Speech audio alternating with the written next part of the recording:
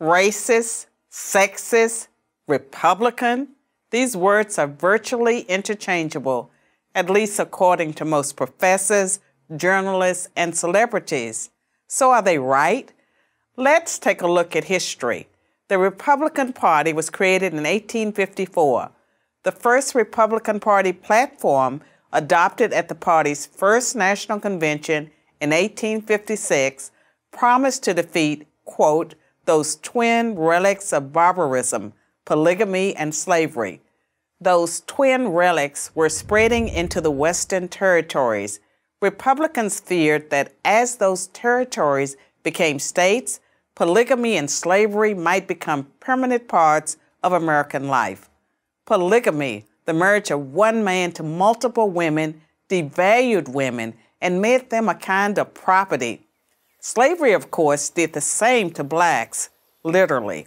The Democrats were so opposed to the Republicans and their anti-slavery stance that in 1860, just 6 weeks after the election of the first Republican president, Abraham Lincoln, South Carolina, a state dominated by Democrats, voted to secede from the Union. The Civil War that followed was the bloodiest war in U.S. history. It led to the passage by Republicans of the 13th Amendment, which freed the slaves, the 14th Amendment, which gave them citizenship, and the 15th Amendment, which gave them the vote. In 1870, the first black senator and the first black congressman were sworn in, both Republicans. In fact, every black representative in the House until 1935 was a Republican, and every black senator until 1979 was too. For that matter, the first female member of Congress was a Republican. The first Hispanic governor and senator were Republicans. The first Asian senator, you get the idea. Republicans also kept their pledge to defend women's rights. In 1862, the Morrill Anti-Bigamy Act was passed by the Republican-controlled Congress to put an end to polygamy. In 1920, after 52 years of Democratic Party opposition, the 19th Amendment was ratified thanks to the Republican Congress, which pressured Democratic President Woodrow Wilson to drop his opposition to women's rights. In the final tally, only 59% of House Democrats and 41% of Senate Democrats supported women's suffrage. That's compared to 91% of House Republicans and 82% of Senate Republicans. There certainly was a war on women, and it was led by the Democratic Party. But while Republicans had won a major battle for women's rights, the fight for black civil rights had a long way to go. In the 1920s, Republican President Calvin Coolidge declared that the rights of blacks are just as sacred as those of any other citizen. By contrast, when famed sprinter Jesse Owens, a staunch Republican, won 4 gold medals at the 1936 Berlin Olympics, he was snubbed by Democratic President Franklin Roosevelt.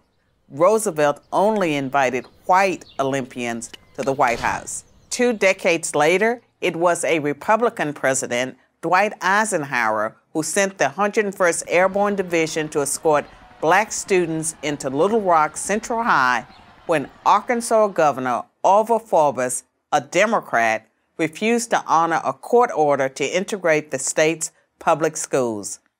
The Civil Rights Act of 1960, which outlawed poll taxes and other racist measures meant to keep blacks from voting, was filibustered by 18 Democrats for 125 hours. Not one Republican senator opposed the bill.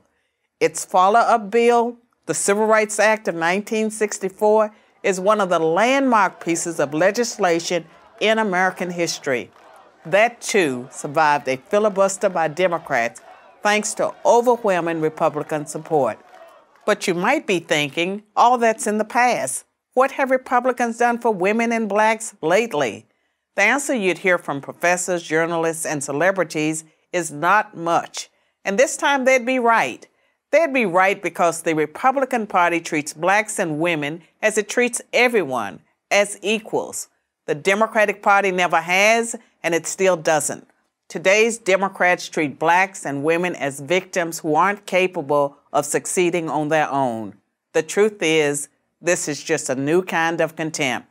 So there is a party with a long history of racism and sexism, but it ain't the Republicans.